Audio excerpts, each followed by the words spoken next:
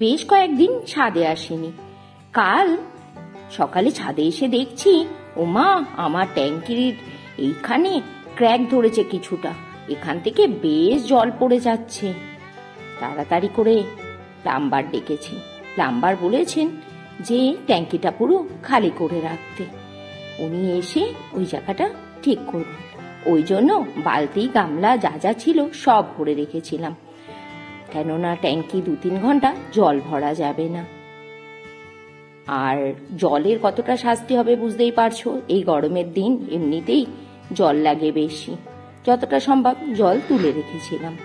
তারপরে প্লাম্বার এসে ওটা ঠিক করে দিয়ে যাওয়ার পর ঘন্টা 3 ওইভাবে রেখে দিয়েছিলাম। তারপরে দিয়েছিলাম পাম্পে লাইন, ট্যাঙ্কিটা ভরে নিয়েছিলাম। ঘড়িতে বাজে সকাল 8টা, আর আজকে ব্লগটা এখন শুরু করছি। নিশ্চয়ই তোমরা সবাই খুব ভালো আছো। না না, নিশ্চয়ই সবাই খুব ভালো নেই। যা গরম পড়েছে এর মধ্যে ভালো থাকা কোনোভাবেও সম্ভব না। আমাদের এখানে তো 38, 39, 39 এরকম হয়ে যাচ্ছে টেম্পারেচার।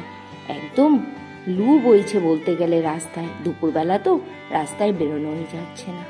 বাচ্চাদের তো স্কুলে কলেজে যেতেই হচ্ছে, আর যারা নিত্যকর্মে বাড়ির বাইরে যায় ব্যবসার কাজে বা কর্মসূত্রে, তাদেরকে তো যেতেই হচ্ছে।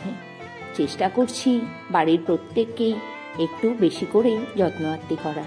জানো তো, প্রতিষ্ঠাদের স্কুলে খুব ভালো একটা উদ্যোগ নিয়েছে, খুব ভালো একটা প্রকল্প চালু করেছে।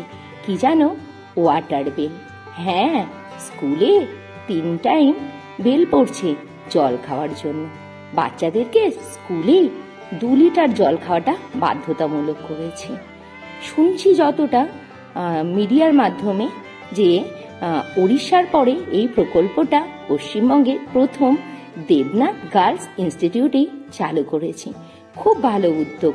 আমার মনে হয় প্রতিটা স্কুলেই এই উদ্যোগটা নেওয়া উচিত, এই প্রকল্পটা চালু করা উচিত। আমি কখনো আমার ভিডিও শেয়ার করতে বলি না, কিন্তু আজ তোমাদেরকে শেয়ার করতে বলছি, যেন প্রতিটা স্কুল অবধি এই বার্তাটা পৌঁছে যায় যে প্রতিটা স্কুলে ওয়াটার বেলটা বাধ্যতামূলক করা হোক, বাচ্চাদের শরীরের কথা ভেবে। তাই না বলো? কত ভালো একটা উদ্যোগ। বাচ্চারা তো বেশিরভাগ টাইমটা স্কুলেই যায়, স্কুলেই কাটায়, তাই না?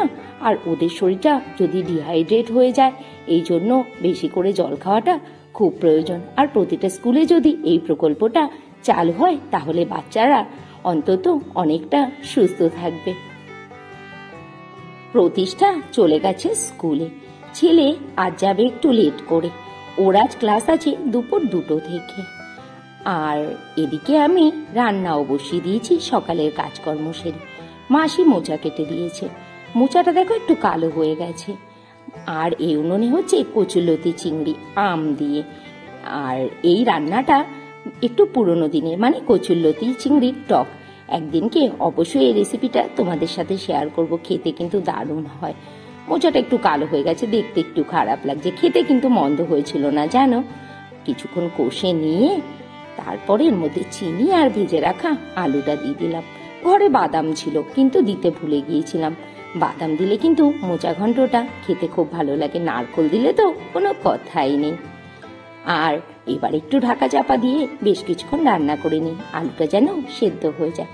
আর এই উনুনে বসিয়ে দিয়েছি মাছের ডিমের বড়া। মাছের ডিমের বড়া খেতে কিন্তু বেশ লাগে। আর সকালের খাবার আমি কি নিয়েছি? পান্তা ভাত, একটা শুকনো লঙ্কা পুড়িয়ে নিয়েছি, এক টুকরো পেঁয়াজও। আর গরমের দিনে এরকম একটা পান্তা ভাত না হলে কিন্তু একদমই চলে না। আমার আবার পান্তা ভাতের সাথে সবচাইতে বেশি প্রিয় হচ্ছে আলু ভাজা। এদিকে রান্নাও হয়ে গেছে মোচা ঘন্ট, আমের ডাল, মাছের ডিমের বড়া, উচ্ছে ভাজা। গরমের দিনে আমের ডাল খেলে কিন্তু খুব ভালো লাগে। আর এদিকে মোচা ঘন্ট হয়ে গেছে, রেখে দিয়েছি এখানে এনে। আর কচুরলতিটাও। নাও এখন পান্তা ভাতটা খেয়ে নি। ছেলে যাবে কলেজে, ওর জন্য জলের বোতল দিয়ে দিলাম। একটাতে শুধু জল, আর এই বোতলটার মধ্যে করে দিলাম গ্লুকন-ডি। প্রতিষ্ঠাকেও দিয়েছি। বোতলগুলো ফ্রিজে রেখে দিই, কেননা ও যাবে একদম রোদের মধ্যে কলেজে। একটু ঠান্ডা জল যদি দিয়ে দিই তাহলে বেশ কিছুক্ষণ জলটা খেয়ে শান্তি পাবে। ওদের স্কুলে এমনিতেই কুলিং মেশিন আছে জলের, কিন্তু ওই অবধি যাবে, তারপর তো ট্রেনের মধ্যেই ও অর্ধেক জল শেষ করে ফেলে।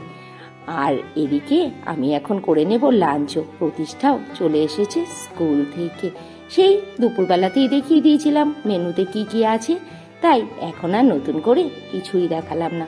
ছেলে লাঞ্চ করেই কলেজে গেছিল, ও আর লাঞ্চ করবে না। এই যে প্রতিষ্ঠা এসেই জল খাওয়া শুরু করে দিয়েছে। আবার ফেরত চলে এলাম সন্ধেবেলাতে, করে নিচ্ছি রাতের খাওয়ার জন্য পরোটা। আর আজকে ব্লগটা এখানেই শেষ করছি। Tata, by.